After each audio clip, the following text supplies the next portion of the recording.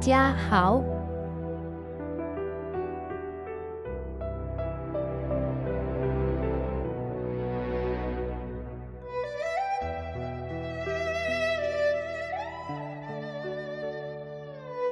大家好，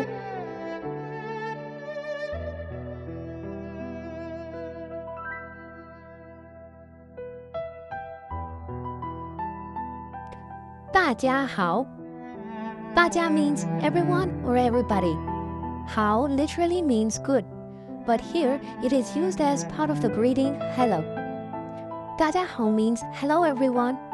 It is commonly used when speaking to a group of people, such as in a classroom, meeting, video, or speech. 大家好，我是杨老师。Hello everyone, I am Teacher Yang. 大家好，欢迎来到我的频道。Hello everyone, welcome to my channel. 大家好，今天我们学习汉语。